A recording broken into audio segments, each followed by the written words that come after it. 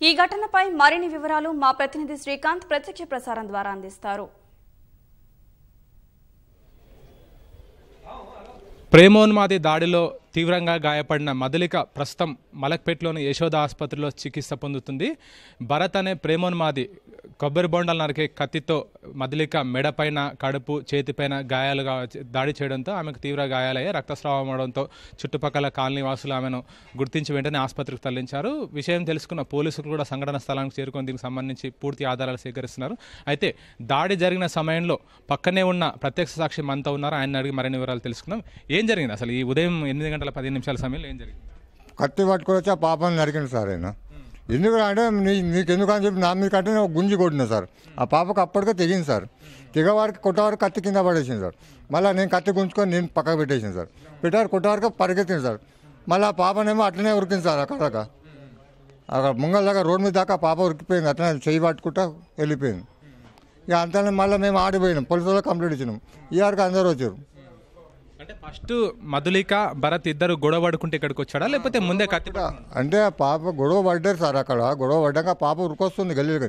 అమ్మ గేటు బంద్ ఉన్నట్లు ఆ పాప ఆడ దొరికిపోయింది. ఆడికి రాగానే ఏం చేసింది, దొరకలేదు పిల్ల అని చెప్పి కత్తితో కొట్టినట్టు కొట్టాను. ఏమైపోయింది, తెగింది. తెగగానే మా మమ్మీ ఏమో సపోర్ట్ అయితే చూడిపోవాలని నేను బయటకు వచ్చిన. వచ్చారుగా చేతిలో కత్తి ఉన్నా సార్. ఒక్కడు కొట్టినా సార్. నా కోపం వచ్చి కొట్టారు. కత్తి ఆడ పడేసిండు.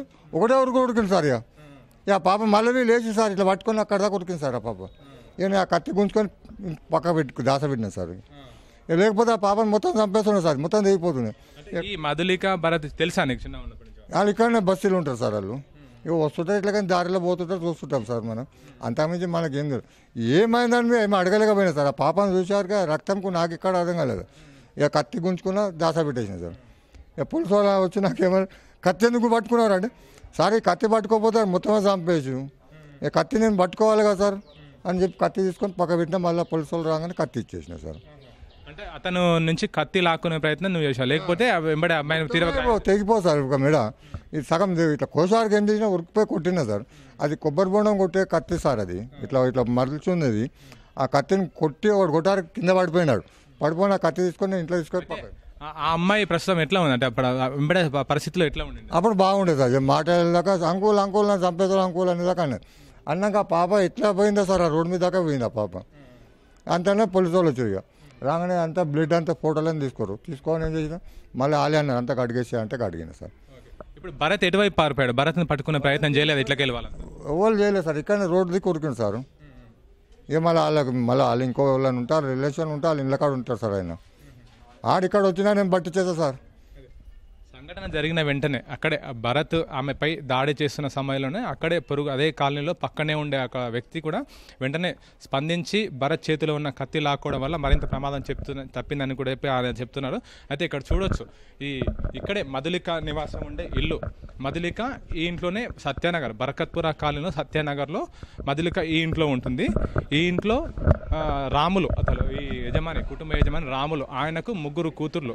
పెద్ద అమ్మాయి పేరు మౌనిక, రెండో అమ్మాయి పేరు మధులిక, మూడో అమ్మాయి పేరు సంజన. ఈ 3 కూతుర్లు రాములకు. అయితే రెండో అమ్మాయి మధులిక ప్రస్తుతం ఈ ఘటనలో గాయపడింది.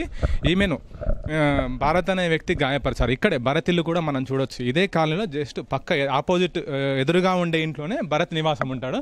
ఇక్కడ పైన ఇంట్లో భరత్ ఉంటాడు. కింద మాత్రం భరత్ వాళ్ళ చిన్నాన్నకు సంబంధించిన ఇల్లు. ఇది ప్రస్తుతం కన్స్ట్రక్షన్ దశలోనే ఆగిపోయింది. పైన మాత్రం భరత్ వాళ్ళ నాన్న, వాళ్ళ అమ్మ ముగ్గురు కలిసి ఉంటారు. భరత్ ఒక ఏకైక కుమారుడు వాళ్ళ తల్లిదండ్రులకు.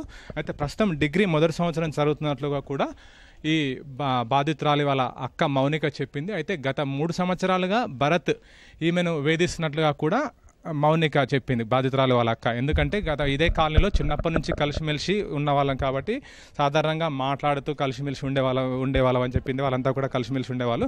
అయితే ఇది ఒకే కాలనీ కావడంతో భరత్తో తరచూ మాట్లాడడంతో అతను అపార్థం చేసుకొని ప్రేమ వ్యవహారంతో గత కొన్ని రోజులుగా వేధిస్తున్నాడని చెప్పి కూడా మనకు తెలిసింది. అయితే జనవరి 7వ తేదీ ఈ వేధింపులు తట్టుకోలేక భరత్ పెట్టే వేధింపులు తట్టుకోలేక మధులిక వాళ్ళ తల్లిదండ్రులు మధులిక కలిసి భరోసా కేంద్రంలో షీటీంకి ఫిర్యాదు చేశారు. భరోసా కేంద్రంకి వెళ్ళి అక్కడ జనవరి 7వ తేదీ షీటీంకి ఫిర్యాదు చేశారు. అయితే అదే రోజు సాయంత్రం భరత్ వాళ్ళ తల్లిదండ్రులు ఇద్దరిని కూడా పిలిపించి అక్కడ కౌన్సిలింగ్ ఇచ్చారు. భరత్కి ఇలాంటి ఘటనలకు పాల్పడదు, మరోసారి ఇలాంటి చేస్తే తగిన చర్యలు తీసుకుంటామని చెప్పి కూడా షీటీం వాళ్ళు కౌన్సిలింగ్ ఇచ్చి కూడా పంపించారు. అయితే భరత్ మధులిక కలిసి సాధారణంగా పరిచయం ఉన్న వ్యక్తి కావాల్సి కొన్ని ఫోటోలు సెల్ఫీలు దిగితే అవి కూడా చూసి బెదిరించలకు పాల్పడుతున్నాడని చెప్పి మధులిక ఫిర్యాదు చేయడంతో భరత్ చరవాణిలో ఉన్న ఆ ఫోటోలు కూడా డిలీట్ చేయించి అక్కడి నుంచి కౌన్సిలింగ్ ఇచ్చి పంపించారు. దాదాపు 2-3 సార్లు కూడా కౌన్సిలింగ్ పిలిపించారు. అయితే కొన్నాళ్ల పాటు సవ్యంగానే ఉన్న భరత్ తిరిగి మరోసారి ఉన్మాదిగా మారాడు. మధులికపై కక్ష పెంచుకున్నాడు. తనను ప్రేమించాలని చెప్పి కూడా మరోసారి బెదిరించడంతో తిరిగి మధులిక తల్లిదండ్రులకు విషయం తెలిపింది. అయితే తండ్రి మళ్ళీ 3 రోజుల క్రితం కూడా ఒకసారి భరత్ను కూడా తిట్టినట్టు కూడా వాళ్ళ కుటుంబ సభ్యులు చెప్తున్నారు. అయితే భరత్ వారం రోజుల క్రితం కూడా మధులిక వాళ్ళ అమ్మకు ఫోన్ చేసి మధులిక వాళ్ళ అమ్మను కూడా ఒకసారి హెచ్చరించినట్లుగా తెలుస్తుంది. మీ అమ్మాయిని నాతో మాట్లాడనివ్వకుండా చేస్తే మీ అమ్మాయి పైన కక్ష తీర్చుకుంటానని చెప్పి కూడా మధులికను వాళ్ళ అమ్మని హెచ్చరించినట్లుగా కూడా భరత్ హెచ్చరించాలని చెప్పి కూడా వాళ్ళ కుటుంబ సభ్యులు చెప్తున్నారు. అయితే ఇంత ఉన్మాదిగా మారిన భరత్ ఈరోజు ఉదయం 8:15 సమయంలో ముందస్తుగా అనుకున్న ప్రణాళిక ప్రకారం తన వెంట కొబ్బరికాయల నరికి కత్తి తెచ్చుకున్నాడు. ఆ కత్తి తెచ్చుకొని అక్కడ మాటు వేసి ఉన్నాడు. మధులిక వాళ్ళ ఇంటి కంటే కొంచెం ముందు పక్కనే ఉండే సందులో మాటు వేసి ఉండి ఆమె వెళ్లే సమయంలో ఆమెతో గొడవకు దిగాడు. కాసేపు ఆమెతో వాగ్వాదం దిగి పక్కనే ఉన్న ఇంటి వైపు తీసుకెళ్లాడు. ఆ సమయంలో మధులిక కేకలు వేస్తుంటే పక్కనే వాళ్ళు వచ్చే సమయం లోపనే భరత్ చేతిలో ఉన్న కత్తితో మెడపైతో పాటు చేతిపైన కడుపుపైన దాడి చేశాడు. ఈ సంఘటనలో ఆమెకు తీవ్ర గాయాలయ్యాయి. వెంటనే పక్కనే ఉన్న ఒక వ్యక్తి గమనించి భరత్ చేతిలో ఉన్న కత్తి లాక్కొని అతను కొట్టగానే వెంటనే భరత్ పారిపోయినట్లుగా కూడా ప్రత్యక్ష సాక్షి చెప్తున్నారు. వెంటనే పోలీసులతో పాటు చుట్టుపక్కల వాళ్ళ సంఘటన స్థలానికి చేరుకొని మధులికను ఆసుపత్రిలో చేర్పించారు. ప్రస్తుతం మధులిక పరిస్థితి కాస్త విషమంగానే ఉన్నట్లు వైద్యులు చెప్తున్నారు. ఎందుకంటే మెడపైన గాయాలు కావడంతో రక్తస్రావం అయిందని చెప్పి కూడా వైద్యులు చెప్తున్నారు. అత్యవసర చికిత్సా విభాగంలో ఉంచి మధులికకు వైద్య చికిత్సలు అందిస్తున్నారు. సంఘటన స్థలానికి ఈస్ట్ జోన్ డీసీపీ రమేష్ రెడ్డితో పాటు ఇతర పోలీసు ఉన్నతాధికారులు కూడా చేరుకొని ఆసుపత్రికి కూడా వెళ్లారు. ప్రస్తుతం మలక్పేట యశోద ఆసుపత్రిలో చేరుకొని బాధితురాలి తల్లిదండ్రులను కూడా వివరాలు అడిగి తెలుసుకుంటున్నారు. అది దీనికి సంబంధించి సంఘటనకు పాల్పడిన భరత్ పారిపోయారు కాబట్టి అతన్ని పట్టుకునే ప్రయత్నంలో కూడా పోలీసులు ప్రయత్నిస్తారు. అయితే క్లూస్ టీం కూడా ఇక్కడ సంఘటన స్థలానికి చేరుకొని ఆధారాలు సేకరించింది. ప్రత్యక్ష సాక్షుల దగ్గర కూడా వివరాలు సేకరించింది. ఈ హఠాత్ పరిణామంతో ఒక్కసారిగా ఊహించని హఠాత్ పరిణామంతో కుటుంబ సభ్యులు కూడా శోకసంద్రంలో మునిగారు. నిందితుడిని కఠినంగా శిక్షించాలని చెప్పి కూడా వాళ్ళ కుటుంబ సభ్యులు బాధితురాల బంధువులు కూడా కోరుతున్నారు. కెమెరా పర్సన్ నిరంజన్తో శ్రీకాంత్, ఈటీవీ న్యూస్, హైదరాబాద్.